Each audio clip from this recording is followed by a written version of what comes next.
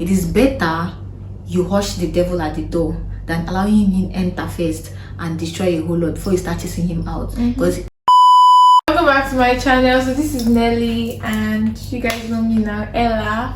So as you guys know, Nelly is God. This time Nelly is married. Nelly is married. I don't hear Shege Banza. And I am single. So Nelly is going to be tutoring us a little bit about how marriage has been this couple of weeks, and she'll tell us briefly on what we should expect, what we think marriage is all about, and what it is really about. So how have your experience been so far? First of all, I would want to say that it is different experiences for everybody. Well, I'm going to share my own experience, but just note that it might not really be the same experience as yours, depending on how your relationship life has been before you got married.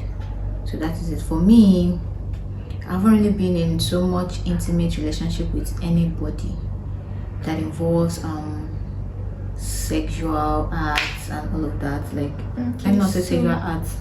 So you married a whatever, yeah. Wow, that's beautiful. So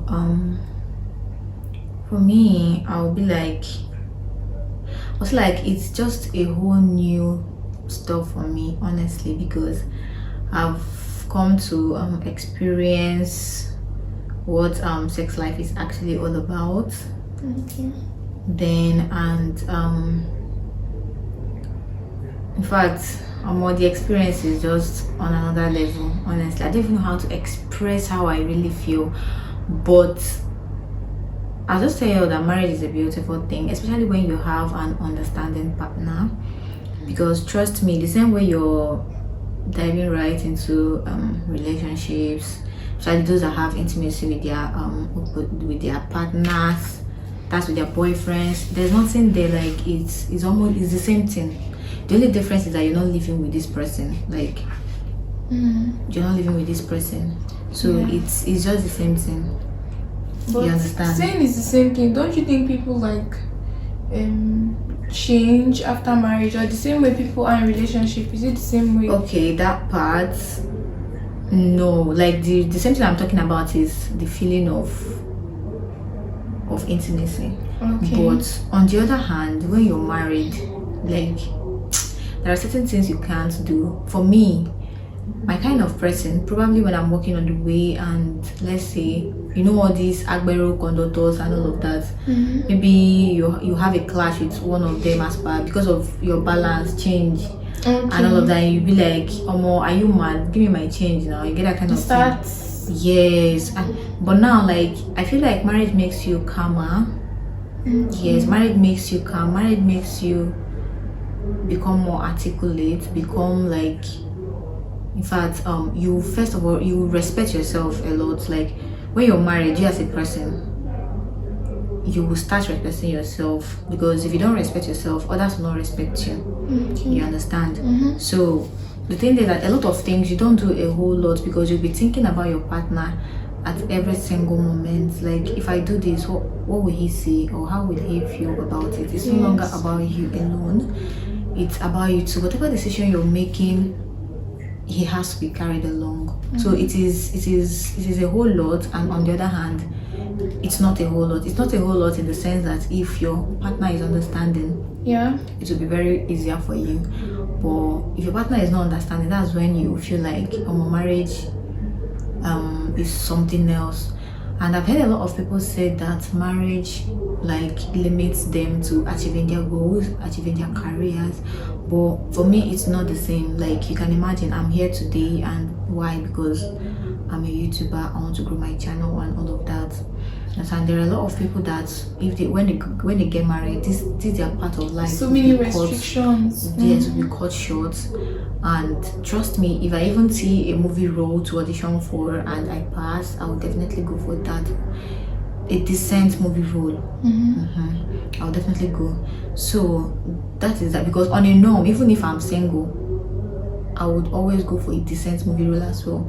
So it's not like me specifying the decency because of marriage. Because of marriage, you get. So what I'm trying to say now is that marriage hasn't restricted me from anything. It actually helped me learn how to respect myself more, like learn to count my words in public, the things I say, the things I do, because like is she not somebody's wife, you understand? So the more, if you embarrass yourself outside, you're actually embarrassed your husband. True. You get. So whatever you're doing, just know that it is now to like the two of you, not just one person. Yes. So did you have any marriage scare, like before getting into the whole? Yes, I did. If you go through my channel, you will see where there's this video I posted. I think the title is something like the truth about something about my life, something like that. I can't remember the title, but I talked about how scared I was about marriage, because trust me, in that period I had a lot of suitors. I had like 6 suitors at a time, like very serious suitors that if I just say yes, the next month the wedding has happened. You understand? So I was scared. I had that marriage phobia. I was like, oh, what am I going there to do? Thinking of the pregnancy part, in fact, I thought about a whole lot. How am I going to go through this? Am I sure I'm ready? You have to be mentally ready before you dive right into it. And will you be mentally ready? You have to pray to be mentally ready. Yeah. You understand? You can't be mentally ready on your own. Yourself. Because if you wait for your self-conviction, you might end up waiting for too long. Exactly. The person you think might be the person for you might also actually not be the person. Yeah. So you being mental, if you're that person that is scared of marriage, pray about it for God to give you the strength to be ready for it, so that when love happens, you don't just push it away. You understand? So you have to be psychologically ready for it. Be like, okay, I want to do this. There's something you have to man up, because trust me, that taking a bold step, this is like taking a bold step, another phase of your life will change. Okay, look at me, I'm in this city now. You understand? I used to base in Lagos, but marriage has brought me to a different city. You understand? I had to even quit my job to start afresh. Because of man. You understand? So this is something you have to, and a lot of times sacrifice plays a very huge role. You have to sacrifice a lot for something to work out. You have to sacrifice. You get. Now you can imagine, maybe I'm like, oh, I'm not quitting this job, or like I want to be here, and him is also working in a different state. Do you think it would work? Yeah, you understand? It may not work out. Yeah. So we weighed our income, and we realized obviously that his income was way more better than mine. So we felt like, okay, this is actually a good starting point. I can deal with this. And then I decided to quit my job and move to the state where he was. Yes. For the wedding to happen and all of that. And that actually shows submission as well. Yes, and sacrifice, because it's not everyone that can do that. Yes. Not everyone that can do that. So that is just it. Marriage is about sacrifice, trust, patience. Because trust me, there are a lot of things you're even going to see. You would think that, okay, even the best man on earth, like the most quiet person, the most loving person, at some point you guys will still break out, because obviously you're coming from a different background and he's coming from a different background. So most times you guys will see things differently. But he will be making sense on his own part and you'll be making sense on your own part. For instance, let's use the letter U as an instance. You understand? So when the U is facing like this, like when you write U like this and me I'm facing like this, I'll call it a U. But if it's facing the other side, you'll call it an N, like a small letter N. Yeah. So that is what he's saying from his end, and this is what you're seeing from differently. Your end. Yes. So the way to solve that kind of problem, you put yourself in his shoes. Oh yeah, wait, let me turn around and look at it from your end. Then when you look at it from his end, you find out that, okay, he was actually making points. And then when he looks at it from your end, you see that you were actually making your own point. So people will not have to balance. Okay, you're right. It's a misunderstanding. I'm sorry. And you need to learn how to say I'm sorry at all time. Don't be too proud. Like, he's your husband. You get. This is not a relationship that you'll be like, oh, if he doesn't call me, I'm not calling him. Pride can actually ruin a whole lot. he offended you, and then when you see that, okay, this thing is getting out of hand, like it's taking too long, this reconciliation is taking, me personally, I vowed to myself that whenever, like, if I'm having a misunderstanding with my husband, I will never let it pass the next day. You understand? Because me, I feel like, you see, throughout the night a whole lot of things happen, because I believe in midnight prayer and all of those things. So I believe that a whole lot, while asleep, we don't know what is going on, we don't know the forces that are moving around. Do you get? So a whole lot happens through the night.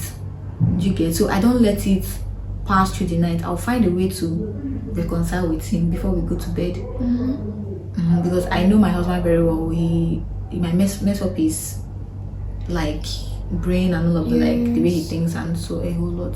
So that's the thing. You try so hard to resolve any misunderstanding same day. Don't let it pass through the night, because once it passes through that night, this person might, like, the grudges might increase. Yes. You understand? And my husband is the type of person that wakes up very, very early in the morning. So you can imagine, probably we had a fight, and then in the morning I'll wake up and I will not see him, like he has gone to work.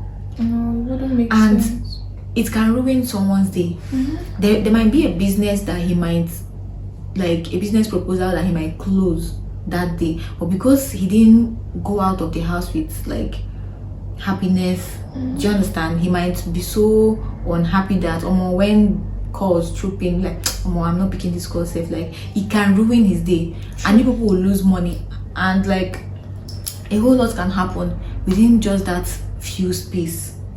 You understand? That few space, that space you think is small, you don't know what must have happened then. You don't know what people must have lost. So me, I always remind myself that, okay, let's say the few times we've lashed out, I'll be like, oh, this is the devil though.